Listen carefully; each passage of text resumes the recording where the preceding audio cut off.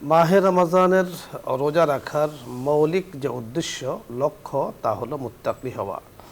আর একজন মুত্তাকির জন্য প্রধানতম গুণ যা থাকা দরকার তা হলো রসুল আকরাম সাল্লাল্লাহু আলাইহি ওয়াসাল্লাম যা নিয়ে এসেছেন তাকে আঁকড়িয়ে ধরা, যার থেকে বারণ করেছেন তার থেকে বিরত থাকা। যেমনটি কোরআনে হাকিম আল্লাহ তাআলা বলেছেন, মা আতাকুমুর রাসূলু ফাখুযুহু ওয়া মা নাহাকুম আনহু ফান্তাহু।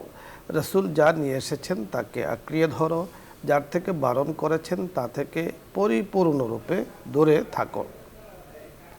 একজন মুত্তাকির জন্য প্রধানতম যে গুণ তা হলো মাসিয়াত তথা গুনাহ, অপরাধ ইত্যাদি ছেড়ে দেয়া। কোনো ধরনের বদ অভ্যাস থেকে থাকলে সেটাকেও ছেড়ে দেয়া। আমাদের মুফতি সাহেব আনিসুজ্জামান শিকদার সাহেব বলেছেন যে অনেক সময় আমাদের যুব সমাজ নেশাগ্রস্ত হয়ে পড়ে বিভিন্ন কারণে অকারণে। এজন্য মাহে রমজান এই নেশা থেকে মুক্ত থাকার অনেক বড় একটি সুযোগ, তার প্রস্তুতি কিন্তু এখন থেকে নিতে হবে।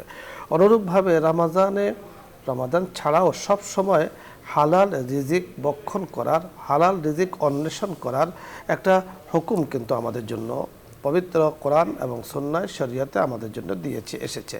সেক্ষেত্রে মাহে রমজানের রোজাগুলো আমি রাখবো যেন আমার হালাল হয়, হারাম থেকে 100% দূরে থাকবো। কোনো কারণে কেউ যদি কোনোভাবেই হারামের সাথে যুক্ত থাকি তা পরিত্যাগ করি, তাওবা করি। মাহে রমজানে তাওবার গুরুত্ব অনেক বেশি, তার অনুশীলন এখন থেকে করতে হবে। অনুরূপভাবে মাহে রমজানের জন্য প্রস্তুতির আরেকটি বড় মাধ্যম হলো তাওবা ইস্তেগফার বেশি করে করা। রমজানে তাওবা ইস্তেগফার করব, কারণ আল্লাহ তাআলা তাওয়াবদেরকে, তাওবাকারীদেরকে পছন্দ করেন, ইস্তেগফারকারীদেরকে আল্লাহ তাআলা পছন্দ করেন। তাই তার অনুশীলন এখন থেকে আমাদের করতে হবে। আরেকটি বিষয় হলো আল্লাহ তাআলা ইউহিব্বুল মুতাতাহহিরিন, পবিত্রতা অর্জন যারা করেছে, জহের বাতেন বাহ্যিক আত্মিক সর্বদিক থেকে যারা পবিত্রতা অর্জন করেছেন তাদেরকেও তিনি মহাব্বত করেন। মাহে রমজানে আমি আমার জীবনকে স্বচ্ছ, পরিচ্ছন্ন, পবিত্র বানাবো, তার অনুশীলন এখন থেকে করতে হবে। মনে রাখতে হবে দিন আছে মাত্র 15টি। 15 দিন একটি মাস রোজা রাখার জন্য প্রস্তুতি হিসেবে খুব একটা সময় নয়। তাই এখন থেকে যেইভাবে আমার প্রস্তুতি নিলে রমজানের পরিপূর্ণ অর্জন, রাহমাত, মাগফিরাত, নাজাত আমি পাবো, সেইভাবে প্রস্তুতি আমাকে নিতে হবে। আল্লাহ রাব্বি করিম আমাদেরকে রমজানের জন্য প্রস্তুতি গ্রহণ করার তৌফিক দান করুন।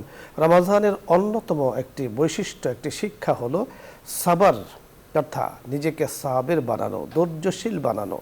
অনেক অনুকূল প্রতিকূল পরিবেশ আসবে, অবস্থার সামনে তৈরি হবে, নিজের রোজা যাতে নষ্ট না হয় তার জন্য এখন থেকেই ধৈর্য ধারণের অনুশীলন আমাদের করতে হবে।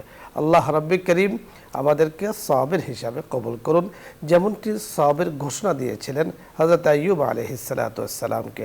আল্লাহ তাআলা বলেছেন, আমি আইয়ুবকে পেয়েছি সাবিরদের অন্তর্ভুক্ত। আল্লাহ তাআলা আমাদেরকেও তার অন্তর্ভুক্ত করুন, আমিন।